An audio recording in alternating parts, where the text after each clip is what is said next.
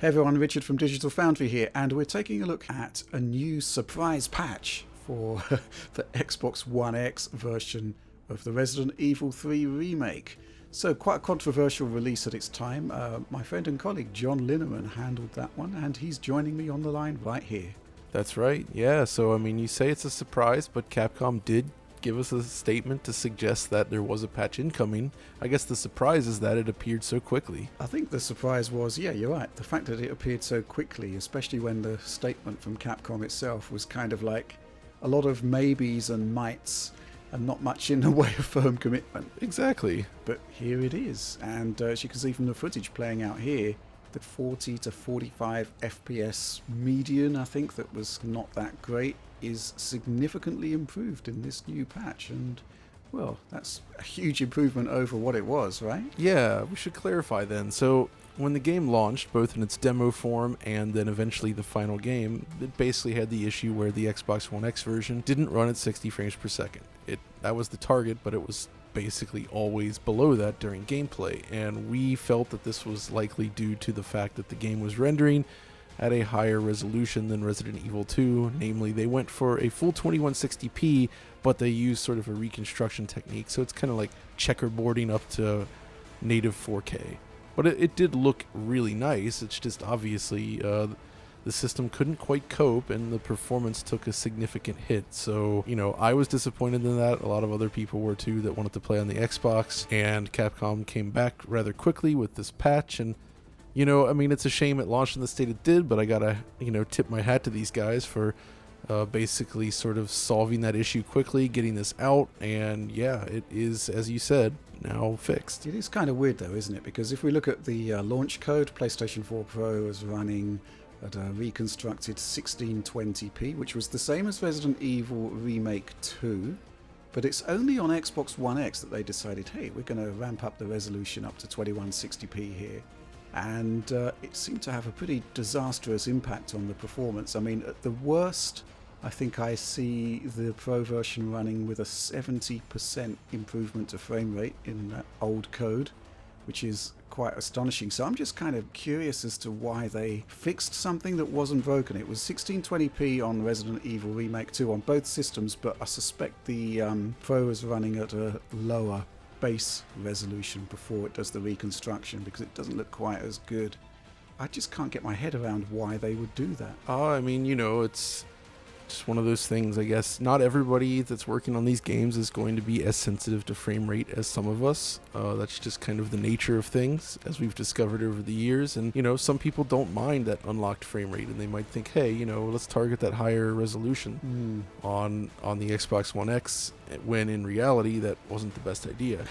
But even still, so this patch obviously then drops the resolution back to 1620p on the Xbox One X, as it was in Resident Evil 2 Remake. And also with that game, there remains a slight difference in image quality anyways, with the Xbox One X still having a slightly cleaner, less shimmering appearance. Namely with there's a lot of shader aliasing and sort of like shimmering that happens on PS4 Pro that is still less significant on Xbox One X, even with the resolution parity. Yeah, I sort of see that on specular highlights, the big contrast shifts where you see on edges. You do actually see some pretty obvious aliasing there on the PS4 Pro that's far less obvious on Xbox One X. But I'll tell you what, I'm looking at the original version on Xbox One X, and I'm looking at the 1620p patch, and I just don't really see that much difference in terms of the overall image quality. It's kind of weird. So yeah, my thoughts on this are, again, like, we're getting to this point where we almost say it's the post-resolution era, where like the quality of the reconstruction techniques, the temporal anti-aliasing, and it's especially worth considering the fact that this is reconstructed. It still looks so good, but the actual pixel count just doesn't matter in the way that it used to. And as long as you're like north of 1440p, if you're using the right techniques, you're still going to end up with a remarkably clean game. And the idea, I think, from developers here is to sort of match that pre-rendered CGI look. If you watch a UHD Blu-ray movie of a film that is actually created at 4K resolution or higher, not all of them are, but if they have those effects up there, this is kind of the look that you go for. It's never going to be that pin-sharp, real-time look that we may have been accustomed to in the past. It's about cleaning up those edges, creating something that's very, very smooth. Like, as you say, I don't think that from a normal viewing distance, there isn't a significant difference between the 1620p and 4K presentation. Yeah. And I guess along those same lines, though, I mean, it would have at least been nice to keep that option, even though I don't feel it adds that much. We can kind of imagine that the upcoming next generation machine, like Series X, for instance, could run this game sort of full out, and you could actually enjoy the higher pixel count while also getting 60 FPS locked on that machine. But again, it's not such a huge loss. Yeah, I think the frame rate graphs here pretty much tell the full story here, which is that there's a huge, dramatic improvement to frame rate with the new patch in place that is far more impactful to the gameplay experience. It benefits it far more than increased resolution, especially in a game like this where it's pretty dark anyway. There isn't that much in the way of high contrast stuff that would highlight resolution differentials, and even there, where there are, it's handled better than the PS4 Pro version. Yeah, that's a really good point to consider. I mean, you know, I was just saying resolution doesn't matter as much anymore, and this is true, but it can matter more or less depending on the type of scene being displayed. And a dark game like this is always going to be less of an issue than, say, a large, super bright open world environment that stretches far off into the distance. So in this sense, yeah, targeting that high frame rate was more important than targeting a higher resolution. So they made the right choice here, and what can I say? It is so much better. And as a result, I think both PS4 Pro and Xbox One X have fantastic versions of this game.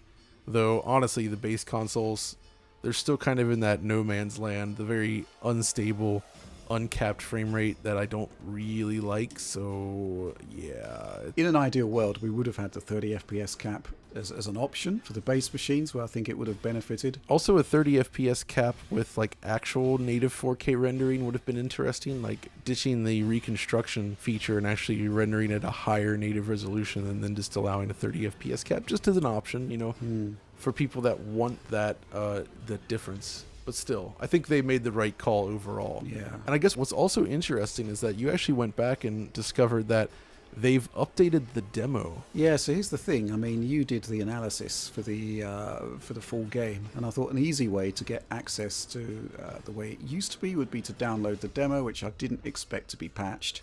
But lo and behold, it has been patched. And you can see that, you know, again, the huge performance differential here. Anything between 50 to, I think, a maximum of 70% in terms of extra frame rate here.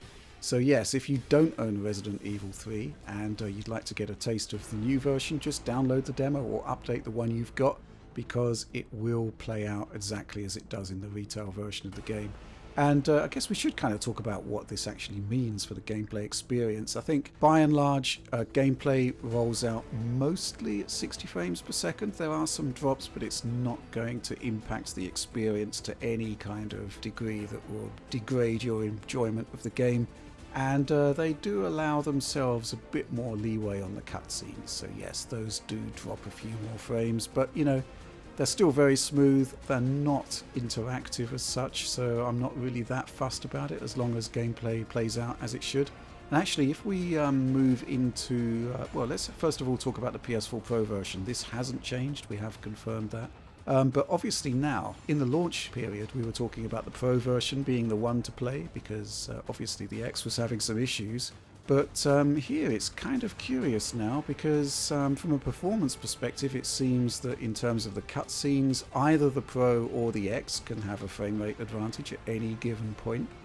But I don't know, maybe we just haven't analysed enough gameplay, but from my perspective it looks like gameplay on the Xbox One X is marginally smoother overall in those stress points. Yeah, that's how it seems, and you know, that's kind of more in line with what you might have expected. But at the same time, I mean, I do kind of feel like Capcom's games have typically run slightly better on PlayStation 4. So it does seem that they've put a decent amount of effort into ensuring that the Xbox version is at least quite optimized in the end. Obviously, though, the fix is highly welcome, but I suspect this brings things more into line with how they were with the Resident Evil 2 remake. Yeah, overall, I mean, in that case, though, I seem to recall PS4 Pro having the slight performance advantage in the end, so it is interesting to see that it seems like the engine has at least continued to evolve, which is nice. And you know, honestly, just looking at this again, it just reminds me how much I love what they've done with the RE engine specifically. Yeah, but I think overall, I mean, this is obviously really good news. We've now got an Xbox One X version that has been brought up to snuff. It is running at a really good performance level now. I'm not feeling at all disadvantaged by playing the Xbox One X, which I definitely was before. And I just think it's great news all around. Yeah, and it's still, you know, as I said in my original video, it's a solid little action game. I don't think it's as ambitious or exciting as Resident Evil 2 was, and it is also a lot shorter, but you know, it still plays really well. It looks great, and it's a solid game. Good stuff. Well, let's just wrap this one up then. Good news. Xbox One X has been fixed, and you're not really losing that much in the way of image quality, I don't think. So I think it's a win-win all around. And I think that's where we're going to leave it. So thanks for that, John. Of course. Good stuff. Okay, as always, please do like and subscribe if you enjoyed the content. Ring the bell, of course, for instant notifications whenever Digital Foundry produces a new video and uploads it to YouTube. And yes, if you want to see this video at its absolute best, please visit digitalfoundry.net, join the DF Patreon, and yes, you'll see all of our content there available as pristine quality downloads. But that's all from us for now. Thanks for watching.